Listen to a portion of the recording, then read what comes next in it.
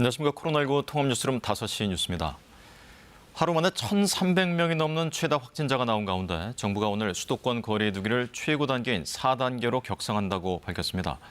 다음 주 월요일부터 2주 동안 시행이 되며 저녁 6시 이후에는 2명까지만 모일 수 있고 식당과 카페 등 다중이용시설은 밤 10시까지만 운영됩니다. 민정희 기자가 보도합니다.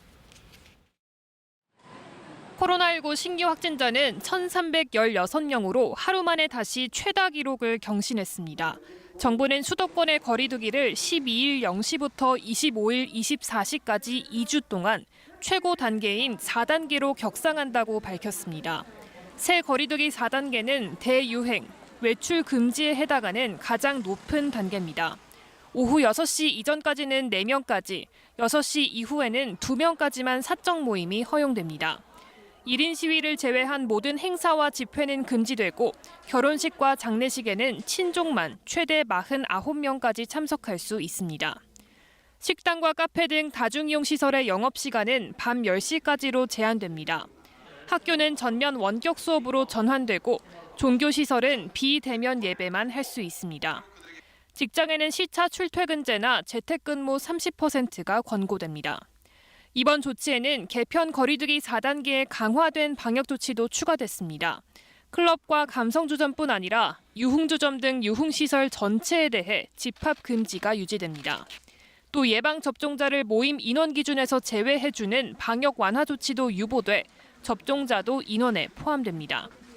김보겸 중앙재난안전대책본부장은 오늘 회의에서 하루 확진자가 연일 최고치를 경신하는 방역의 최대 위기 상황이라며 격상 이유를 설명했습니다. 더 이상 물러설 것이 없다는 각오로 임하겠습니다.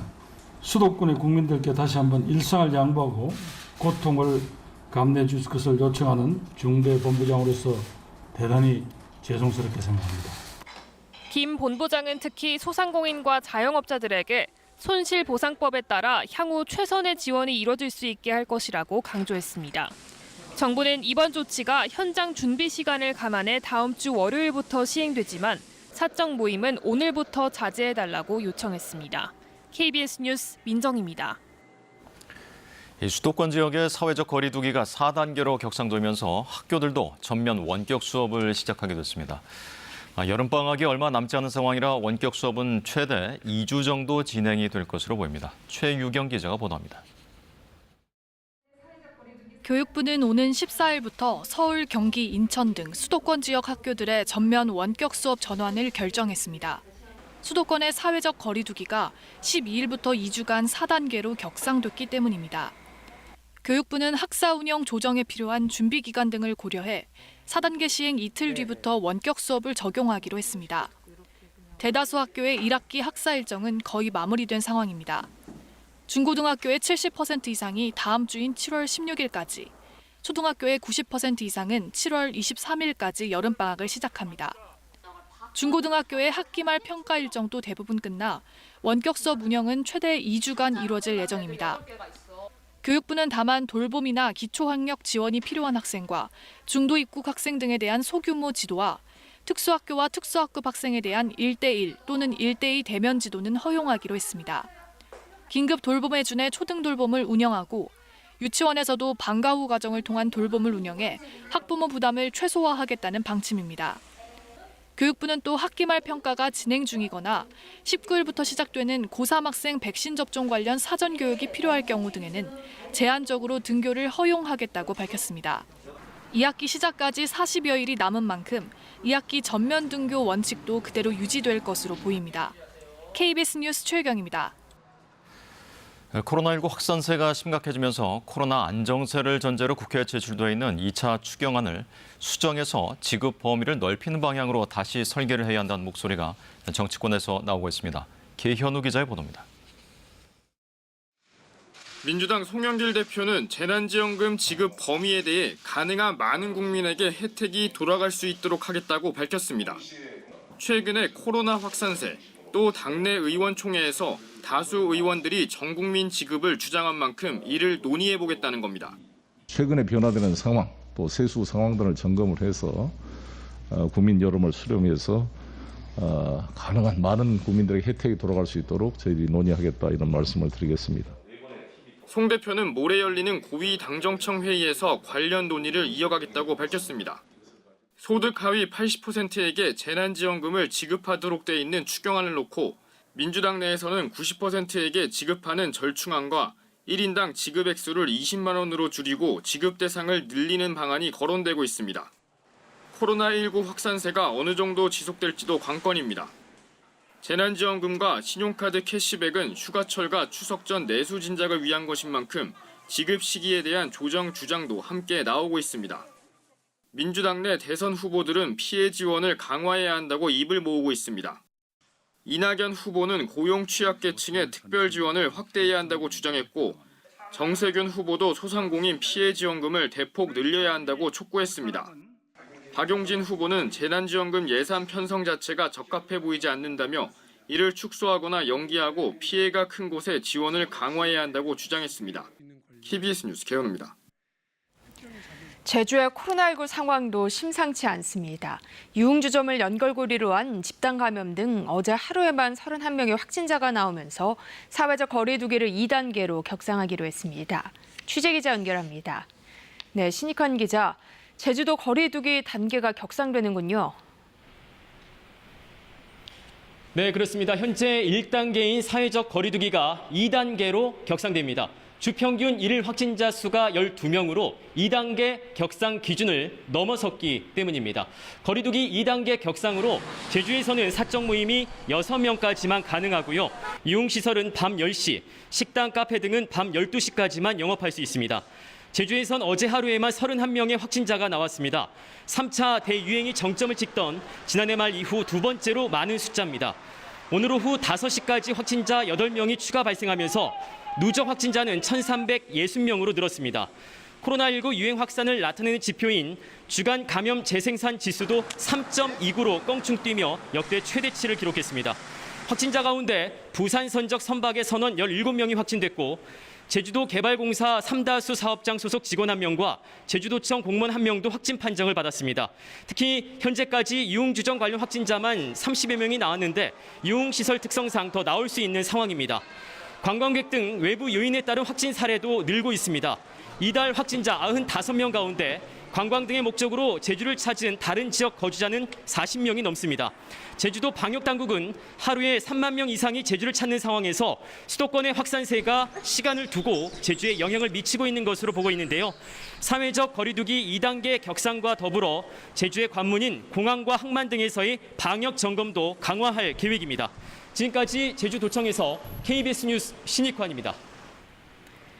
경기도의 코로나19 신규 확진자는 405명으로 집계됐습니다. 신규 확진자가 400명을 넘긴 건 올해 들어 처음입니다. 황진우 기자입니다. 경기 지역에서 올해 하루 최다 확진자인 400명이 넘는 신규 확진자가 나왔습니다. 경기도는 오늘 0시까지 집계된 신규 확진자가 지역 감염 396명, 해외 유입 9명으로 모두 405명이라고 밝혔습니다.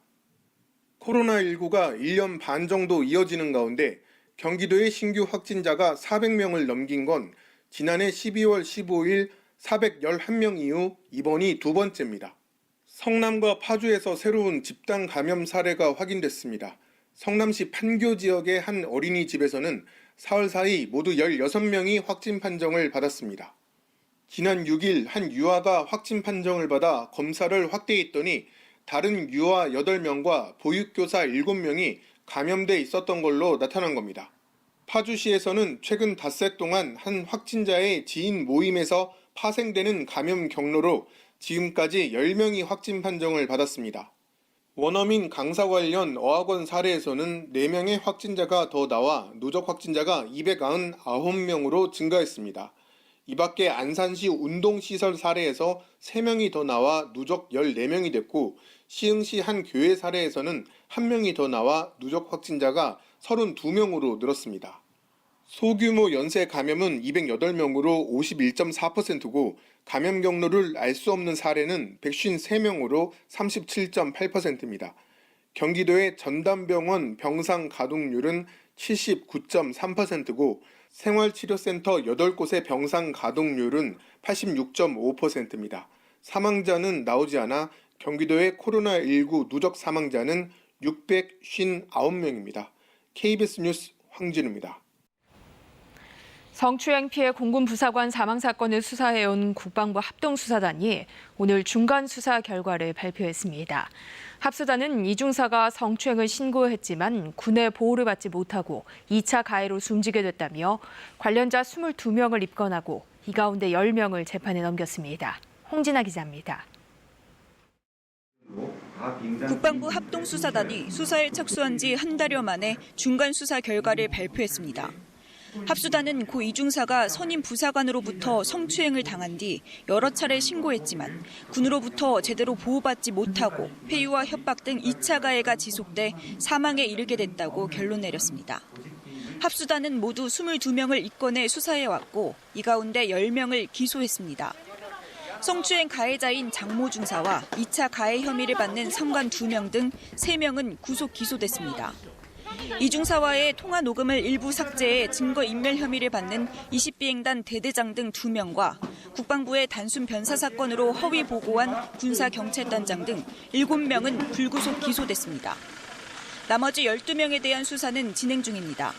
초기 부실 수사와 직무유기 책임이 있는 20비행단 군사경찰 대대장과 국선 변호사 등 6명은 보직 해임됐습니다. 합수단은 공군 검찰 수사를 총괄하는 공군본부 법무실장은 검찰 사무에서 배제하고 군사경찰단장에 대해서는 기소 뒤 휴직 조치할 예정입니다. 또 성추행 피해 사실을 유포한 15비행단 대대장과 피해자 보호와 지원을 하지 않은 공군본부 양성평등센터장 등 16명에 대해서는 징계를 요구하기로 했습니다. 국방부는 이와 함께 국내 성범죄 피해자 보호를 위한 제도 개선 방안도 발표했습니다. 성폭력 전담 수사팀과 군사법원 내 성범죄 전담 재판부를 설치하기로 했습니다. 또 수사 독립성을 높이기 위해 사단급 부대에 설치된 수사 조직을 개편해 각군 참모총장 직속의 검찰단을 만들기로 했습니다. 한편 국방부 검찰단은 오늘 전익수 공군 법무실장을 처음 참고인 신분으로 불러 조사했습니다. KBS 뉴스 홍진아입니다.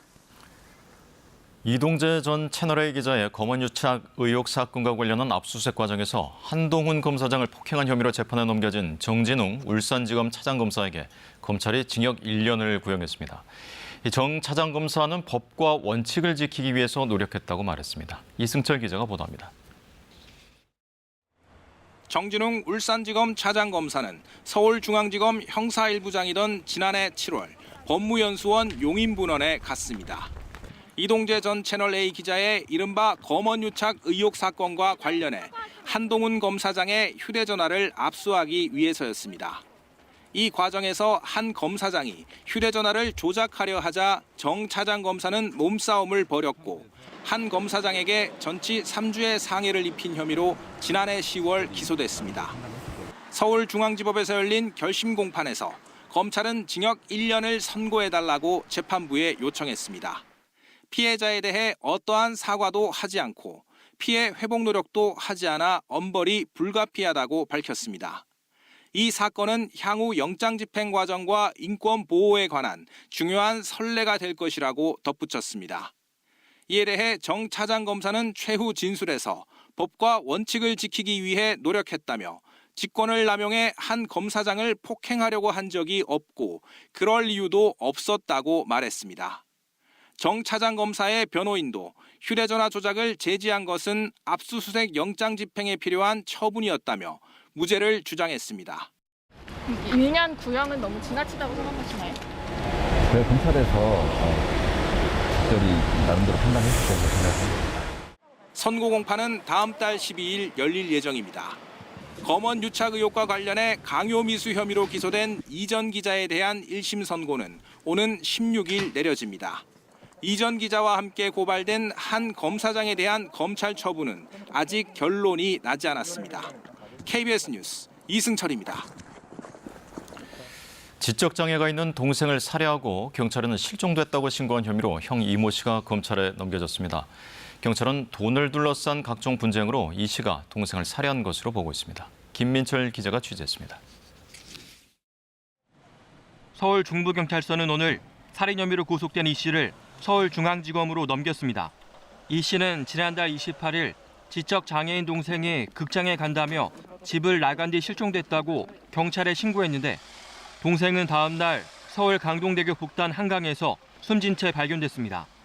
하지만 형 이 씨가 신고 직전까지 동생과 함께 차를 타고 이동하는 등 수상한 행적이 확인되자 경찰은 이 씨를 긴급 체포했습니다. 부검 결과 숨진 동생 몸에서 수면제 성분이 검출됐고 이 씨가 휴대전화로 마취 등의 단어를 검색한 것으로 드러났습니다. 또 지인에게 다량의 수면제를 구한 사실도 확인됐습니다. 범행 동기가 있었는지 경찰이 수사 중인 가운데 이 씨가 동생 돈을 몰래 썼다가 소송당한 사실도 확인됐습니다. 지난해 4월 동생의 계좌에서 3차례에 걸쳐 1,700만 원을 인출했다가 동생 후견인으로부터 부당 이득금을 돌려달란 소송을 당한 겁니다. 이 씨는 자신의 토지에 동생 명의로 된 건물을 짓기 위해 쓴 돈이어서 문제가 없다고 주장했지만 1, 2심 재판부는 동생에게 해당 금액과 이자를 돌려주라고 판결했습니다. 이 씨와 동생은 부모에게서 상속받은 40억 원대 유산을 놓고 분할 소송도 진행 중입니다. 경찰은 이 씨가 돈을 둘러싸고 동생과 각종 분쟁을 벌인 끝에 살해했을 가능성이 높은 것으로 보고 있습니다. 이 씨는 살인 혐의를 전면 부인하는 것으로 전해졌습니다. KBS 뉴스 김민철입니다. 내년 1월부터 시행될 중대재해처벌법의 적용 범위를 담은 시행령이 오늘 발표됐습니다. 화학물질 중독 등 24개의 직업병이 적용 대상에 포함됐지만 논란이 됐던 사업주의 구체적인 책임 범위는 이번 시행령에서 빠졌습니다. 한편 이번 시행령에 대해 노동계와 경영계에서는 비판의 목소리를 내놨습니다. 우정화 기자입니다. 올 초 국회를 통과해 내년 1월 시행을 앞둔 중대재해처벌법, 구체적인 적용 범위를 담은 시행령이 오늘 발표됐습니다. 우선 중대산업재해로 보는 직업성 질병은 모두 24가지로 정해졌습니다. 화학물질로 인한 재해가 대부분으로 급성 중독과 산소결핍, 열사병 등입니다. 정부는 인과관계가 명확하고 사업주의 예방 가능성이 높은 질병을 포함시켰다고 설명했습니다. 도로와 철도 교량은 물론 도서관과 어린이집, 노인 요양시설도 공중이용시설에 포함돼 중대재해처벌법을 적용받습니다. 다만 소상공인 등의 부담을 고려해 전통시장과 실내 주차장 등은 적용받지 않고 지난달 17명의 사상자를 낸 광주 붕괴 사고 같은 철거 건물도 포함되지 않았습니다. 논란이 됐던 사업주의 책임 범위는 구체적으로 포함되지 않았습니다. 중대재해처벌법에선 안전과 보건관리 의무를 다하지 않으면 대표이사와 기관장 등에게 1년 이상 징역이나 10억 원 이하의 벌금을 부과할 수 있도록 했습니다. 이번 시행령에선 안전과 보건 의무를 다하기 위해 얼마만큼의 인력과 예산을 투입해야 하는지가 빠졌습니다. 또 노동계에서 끊임없이 제기해온 직업성 암과 근골격계 질환 등이 빠져 이들 직업병은 중대재해처벌법을 적용받지 않습니다. 오늘 시행령 발표에 대해 노동계와 경영계는 잇따라 비판 성명을 내놨습니다. 전국민주노동조합 총연맹, 민주노총과 한국노동조합 총연맹, 한국노총은 중대재해처벌법을 무력화할 시행령이라며 비판했습니다. 전국경제인연합회와 대한상공회의소 측은 산업 현장에 많은 혼란을 줄 수 있다며 우려한다고 밝혔습니다. 정부는 오는 12일부터 다음 달 23일까지 40일간 입법 예고를 거쳐 시행령을 확정할 계획입니다. KBS 뉴스 우정합니다. 이번 장맛비로 남부지방이 큰 피해를 입었습니다. 장마가 끝났다고 예단할 수는 없지만 다음 주부터는 폭염이 기승을 부릴 전망입니다. 정지주 기자입니다. 39년 만에 지각 장마였습니다. 늦은 만큼 성났던 걸까요? 그 위력 정말 대단했죠. 자, 야간 시간에 집중이 됐고요. 좁은 지역에 몰아서 왔습니다. 야행성, 국지성이었죠. 수도권 등에도 장맛비가 내리기는 했습니다마는 남부지방은 그야말로 쏟아붓는 장맛비에 큰 피해를 봤습니다. 하늘이 뚫린 것 같았습니다. 며칠 동안 수백 밀리미터가 그야말로 쏟아졌습니다. 집도, 논도 다 잠겼습니다. 약해진 집안에 산사태까지 났는데요. 풍선은 내서 오는 줄 알았어. 그래서 내가 나와본 게 왜 한통물이 한정없이 내려와 버리구만. 말도 못하게 하구만. 중대본 집계 결과 이번 호우로 2명이 숨지고 1명이 다쳤습니다. 밭 물꼬를 트려다 숨진 80대 남성은 안전사고로 잠정 분류가 되면서 직접적인 호우 피해 집계에서는 제외가 됐습니다. 주택 500여 동이 침수가 됐고요. 그리고 산사태로 5동은 파손이 됐습니다. 농경지 침수가 2만 5천여 헥타르, 양식장 29곳이 침수 등의 피해를 이렇게 입었습니다. 여긴 전남 강진 앞바다입니다. 다량의 빗물이 바다로 밀려들면서 양식장 염분이 떨어졌습니다. 애써 키운 전복들이 악취를 내면서 이렇게 썩어가고 있었는데요. 수확을 하기까지는 4년에서 5년이 걸린다는 거예요. 그러면 4년, 5년 동안에 우리 어민들은 정말로 아무것도 모두 할 수가 없는 겁니다. 축산 농가의 피해도 큽니다. 이 농장에서는 오리 7천여 마리가 폐사를 했다는데요. 오리 농장에 물이 꽉 차갖고 오리들이 막 둥둥둥둥 다 떠내려가는 거예요. 그때는 진짜 이루 말할 수가 없었어요, 그 심정은. 5일 밤 이미 한 차례 침수 피해를 봤습니다. 그런데 또 새벽 폭우에 물에 잠겼습니다. 상인들 할 말을 잃었습니다. 10분도 안 된 사이에 확 올라왔던 것 같아요. 이 역류에서 올라오는 이 속도가 굉장히 빨랐어요. 복구를 해야 합니다만 이거 어디부터 손을 대야 할지 막막하기만 합니다. 장맛비는 잠시 주춤해졌습니다. 그렇다고 장마가 끝났다고 예단하긴 어렵다. 기상청의 입장입니다. 최근 장마가 변덕스럽고요. 또 극단적인 양상을 띠고 있어서죠.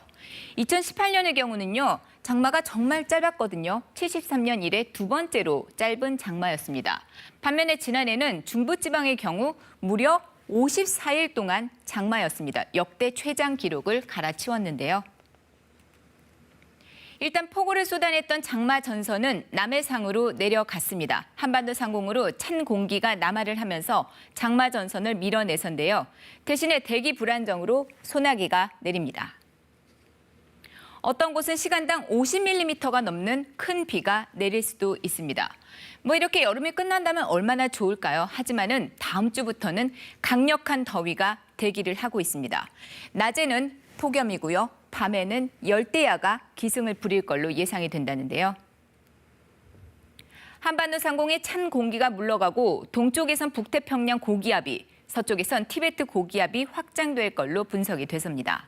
장마 일찍 끝나고 최악의 폭염이 이어졌던 2018년과 비슷한 상황입니다.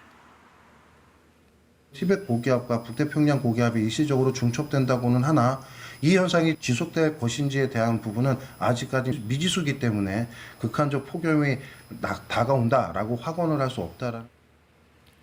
일단 오늘은 내륙 곳곳에 폭염특보가 내려졌습니다. 아무리 덥더라도요, 마스크 착용은 필수입니다. 그리고 에어컨 틀면서 환기를 제대로 안 하면은 이거 코로나 상황이 더 심해질 수 있다는 우려도 커지고 있습니다. KBS 뉴스 정지주입니다. 본격적인 삼복 더위를 앞두고 어려움을 겪는 인삼 농가를 돕기 위해 충남 금산에서 삼계탕 축제가 열립니다. 코로나19 상황을 감안해 현장 행사는 대폭 축소됐지만 온라인을 중심으로 다양한 재료의 삼계 요리법이 선보일 예정입니다. 임홍열 기자입니다. 인삼과 닭고기만 떠오르는 통상적인 삼계탕 이외에 맛과 영양을 더한 삼계 요리는 없을까? 금산 삼계탕 요리 경연대회에서 대상을 차지한 요리입니다. 인삼을 9번 쪄서 만든 흑삼에 해독에 좋은 약재로 알려진 토복령과 해산물을 넣어 검고 진한 맛이 특색인 흑삼 토복령 백숙입니다. 면역력도 더 좋고 기운이 떨어진 사람들 이렇게 기력 보충에도 좋고 이거는 완전히 보양 보험 음식으로서도 손색이 없습니다. 누린내를 잡고 육질을 연하게 하는 된장 삼계탕과 견과류를 곱게 갈아 만든 견과류 삼계탕, 강황가루를 넣어 황금색을 띠는 황금 인삼 삼계탕과 들깨 풍미를 더한 들깨 인삼 전복 삼계탕 등 모두 손쉬우면서도 색다른 삼계탕입니다. 이처럼 이색적인 삼계탕을 알리고 맛볼 수 있는 삼계탕 축제가 내일부터 이틀 동안 금산군에서 진행됩니다. 유튜브 채널을 통해 인삼과 궁합이 맞는 약초의 효능별 정보 제공과 함께 15분 간편 요리법을 배울 수 있고 현장 음식 섭취가 금지된 대신 삼계탕 밀키트가 최대 50% 할인돼 온라인 판매됩니다. 온라인을 통한 축제를 중심으로 해서 지금 하고요. 현장을 방문하시는 고객분들께는 현장 판매에서 포장해서 가져가실 수 있도록 건강하고 슬기로운 여름나기를 위해 철저한 방역과 함께 이열치열로 더위를 이기고 몸도 챙기던 조상들의 지혜가 필요한 때입니다. KBS 뉴스 임홍렬입니다. 이어서 오늘의 주식 시황을 KB증권에서 전해드립니다. KB증권입니다. 코로나 4차 대유행이 본격화한 영향을 받으면서 국내 증시가 종일 파란불을 켠 하루였습니다. 코스피가 1% 넘게 빠졌고 코스닥 역시 개인과 기관의 매도세에 하락 마감했습니다. 오늘 코스피는 34.73포인트 하락한 3,217.95에 코스닥은 5.55포인트 내린 1,028.93에 마감됐습니다. 전일 미국 증시는 코로나 델타 변이 확산에 따른 글로벌 경기 둔화 우려에 주요 지수가 하락 마감했습니다. 코스피도 그 영향을 받으면서 개인의 1조 8천억 원 매수세에도 외국인과 기관이 차익 실현에 나서며 하락 마감했습니다. 삼성전자가 외국인의 매도 공세에 3거래일 연속 저조한 흐름을 보였고 정부가 수도권의 사회적 거리두기 단계를 4단계로 격상하기로 하면서 진단키트 관련주가 강세를 보인 가운데 CJN이 오후 들어 약세로 전환하며 2% 넘게 하락했습니다. 반면 하이브가 BTS의 컴백 효과로 4% 넘게 상승했고 SKI테크놀로지가 대규모의 투자 소식에 나흘 연속 오름세를 이어갔습니다. 오늘 원달러 환율은 4원 10전 오른 1,149원 10전에 거래를 마쳤습니다. 지금까지 KB증권이었습니다. 대기가 불안정해 소나기 구름이 발달하고 있습니다. 지금 산발적으로 소나기 구름이 관측되고 있고 그중에서 경남 일부 지역에서는 시간당 15mm 안팎의 다소 세찬 소나기가 관측되고 있는데요. 내일도 낮부터 전국 대부분 지역에 소나기가 내리겠습니다. 소나기가 내리는 동안 벼락과 돌풍이 동반되면서 요란한 날씨가 예상되고요. 또 오후 늦게부터 모레 새벽 사이에는 시간당 50mm가 넘는 매우 세찬 빗줄기가 관측되겠습니다. 이렇게 국지성 호우가 이어지면서 곳에 따라서는 100mm가 넘는 강수량을 기록하는 곳도 있겠습니다. 한편 제주도는 장마전선의 영향으로 20에서 60mm가량의 비가 내리겠습니다. 무더위가 본격적으로 시작됐습니다. 지금 대부분 지역에는 폭염특보가 발효 중인 가운데 내일도 날이 덥겠는데요. 일단 아침 기온은 서울이 22도 등으로 오늘과 비슷하겠고 낮 기온은 서울 29도, 청주, 광주 31도, 대구 32도까지 오르겠습니다. 바다의 물결은 제주 먼바다에서 높게 일겠습니다. 다음 주에는 기온이 35도 안팎까지 오르겠습니다. 날씨였습니다. 코로나19 통합 뉴스룸은 7시 뉴스에서 이어집니다. 시청해주신 여러분 고맙습니다.